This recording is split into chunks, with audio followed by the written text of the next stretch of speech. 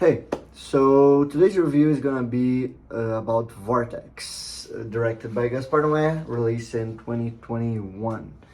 This is my first watch of 2026. I always choose my first watch of the year as a movie that I haven't seen and that I really wanted to see, or it's really relevant for me for some reason. This being the only Gaspar Noé flick that I haven't watched, the only feature-length one. I decided to watch this and it was a very good choice. I started the year in a very good note, and it's also my first review here, so again I'm not sure how um, I'm gonna do this, what to talk about first. I'll find my way along the way, I guess. So this movie stars Dario Argento and Francoise Lebrun. I'm not sure how you pronounce that. I probably didn't pronounce Dario Argento. Also, as this old couple, she has Alzheimer's, and he's kind of her caretaker. But again, he's also really old, and has some problems of his own, like we all do.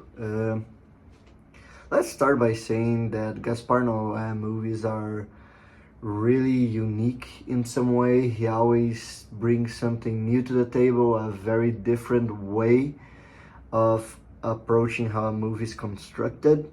And again, this is no different in that aspect.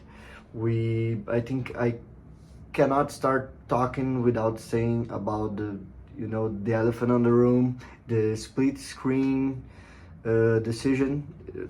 The whole movie being shot in split screen. Again, it's really Gaspar. He kind of has these gimmicks in all his movies, and it always helps to tell the stories that that he wants to tell. And I think here is no different, but I do see a little bit of difference in the fact that while in the other movies I feel like it works because the way he tells the movie always, like, this gimmick that he chooses for the movies always, like, has everything to do with the tone of the movie too. I would say this here, it works because it does have a little bit of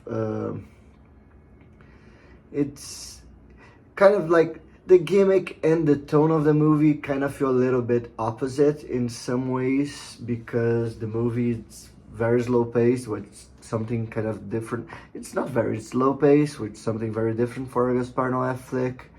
It's also way more mature. That's definitely the most mature movie Gaspar Noé has ever made. And the split screen, it's usually comes from a very modern cinema, very contemporaneous cinema. We have like a lot of split screens starting like in 2000s, I guess.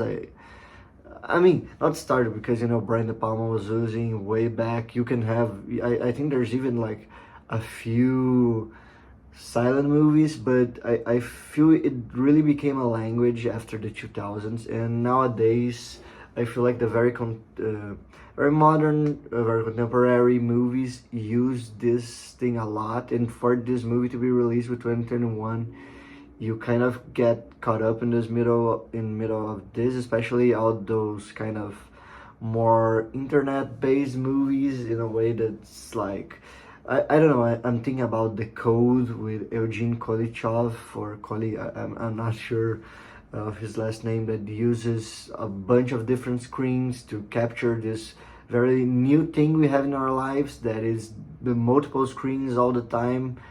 And Gaspar Noé has this split screen that kind of talks with that kind of thing, but it works in a completely different, because we are thrown upon the house of this old couple, that everything there is very slow, is very old, and so it does have a contrast in that way. But it works really, really well. I don't know, it helps a lot in the feeling of the movie. One thing that I want to say that it's like, in my opinion, was like the most important thing for this film working the way it does is the set design. I think the set design of the house where they are living, it's first of all, it's really important to the movie, and it's done very, very well, because you've got this house full of books, full of memorabilia, full of, posters and everything. Since the Dario Argento in the movie, it's kind of a film critic, a film writer, whatever, I guess they call, and it all feels very like kind of overwhelming. There's a lot of life there. There's a lot of history there, but it gets to be so much, then it kind of gets confused, jungled up, and that's kind of like our main two characters, especially the Francoise, that she has Alzheimer's, and it kind of feels like that. A lot of information, a lot of life, a lot of history, but it just became so much, and it just get all mixed up, and it's kind of looks messy. It's not very comfortable to look at. Doesn't look kind of nice to live in. It always feels like too much information at the same time, that it always like so stationary. It works. uh, it's also, I want to point out, the acting in this movie is pretty impeccable, yeah. But of all the cast, I do have to say Dario Argento kind of holds this movie very well. I think he is the pillar of it, even though Francoise, I think, has a little bit of the harder character to play, and she does it very well. But it does feel like Dario Argento is holding this whole film together.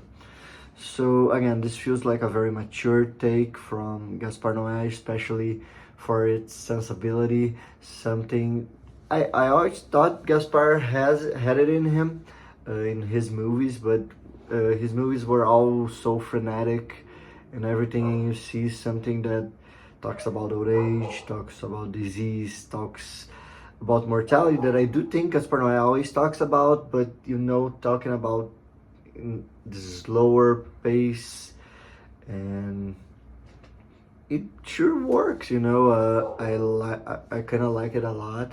I'm gonna say, I feel I am not even mature enough for this movie in a few moments. It does feel a little bit longer than it needed to be, but it's kind of hard. I don't really have anything bad to say about it. It's interesting. It's kind of old team, and a team that is getting kind of repetitive, but Gaspar Noé, as always, has such a fresh new look, especially because you're seeing everything about it. It's kind of like an Alzheimer's films, and we have a lot of those. But I do really like how Gaspar Noé makes sure to like keep every character has its problems.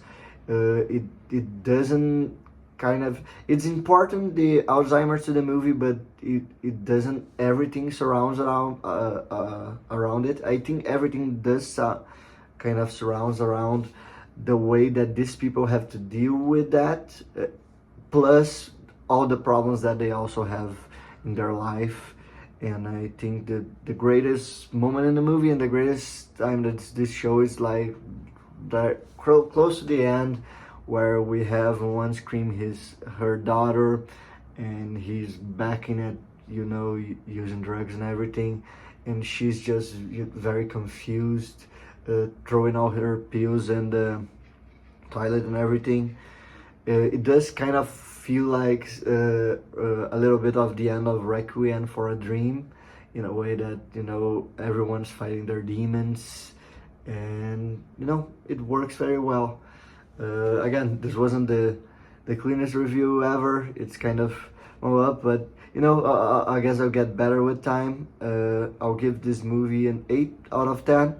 Again, there's not that many things I have against it, but I feel it didn't touch me like other Gaspar Noé movies did, like I think Irreversible. When I finished watching Irreversible, it was like a hole just plunged into my heart, and it stang for like days.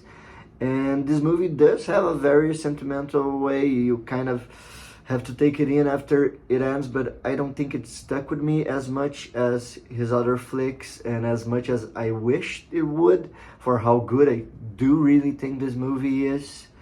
But yeah, again, that's it. An 8 out of 10. And yes, thank you for watching. I don't know.